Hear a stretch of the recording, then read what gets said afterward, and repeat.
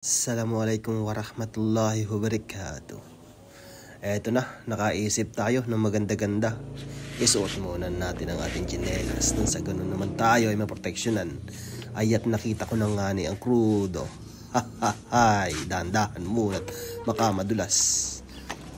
Dito sa likod bahay namin napakaraming basura talaga. O ayan, kitang-kita nyo naman kung saan papunta yung krudo na yan. Kumbaga sa English ay diesel. Diesel. O ayat, dahan-dahan baka mahulog. Dito nga ay gapang tayo at baka madulas. Naku po, yari na. Uy, malapit na tayo dun. O ayan, napakaputik ang banlig, kaya anong kapal. Gawa nga ng kung dito sa amin tulay ay ginagawa, kaya ganyan kakapal ang banlig. Hindi na rin luminaw ang ilog, pero lagi namang malinaw yan. Kung mapapansin nyo lamang sa iba kong video, ay napakalinaw talaga.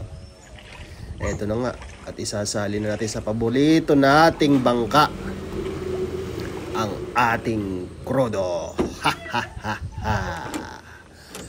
Tanggalin ang takip. Pinatong sa kawayan. Ayun o, kita nyo naman o, isinali na po. Tapos na ang pagsasalin. Nako. Ayan, tinakpan na po ang ating galon. Dito ay kailangan nating ayusin ang takip na yan. Kailangan maayos yan. Kailangan perfecto ang pagpasok at paglabas. Nang sa ganun, ang krudo hindi natataktak. Gets nyo? Yun po yun. Yung kawayan na nasa likod na yan, yan itakip sa tambutso. Tambutso po yan, oh. Thumbs up!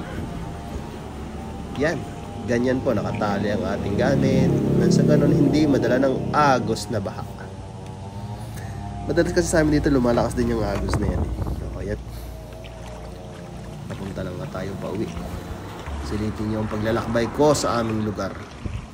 Kung mapapansin nyo, ang may-ari ng bangka niyan ay si Baay. Isa pong kaibigan natin yan. Oops, dito tayo sa daan ng madulas. Wow, napakalakas ang hangin. Ang mga yun, nagduduyan ng mga dahon. Kitang-kita nyo naman, Oops, wow. Pati nyog, nabual na rin. Nalaglag sa ilog. Dito nga, dahan-dahan lang tayo dyan, baka mahulog naman. Iba na. Grabe, ang daming prutas talaga. Ang mga papaya nagkalat lang sa tabi-tabing pangpang. Tingnan nyo naman, ang mga daan natin sa lingan, kakawan, bahayan. Ayan. Tingnan nyo naman ang mga hayop, ang mga alaga kong manok.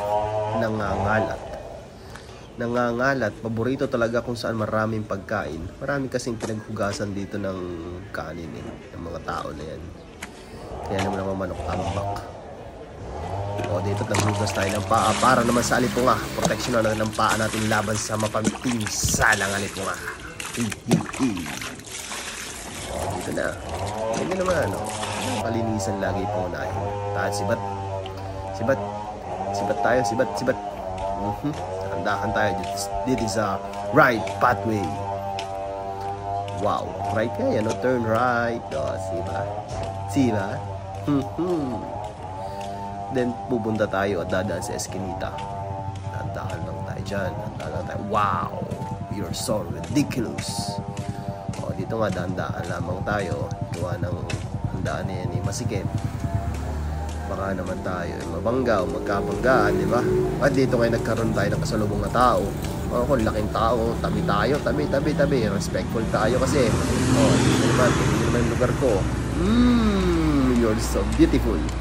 Lady I never seen in my life. Wow. Ang ulam. Nandyan lang. Kakain ka na lang. Tingnan nyo naman. Tayo sa natin. Wow. Pumasok na. Ay, nako. Pinasok na. Ay, nako.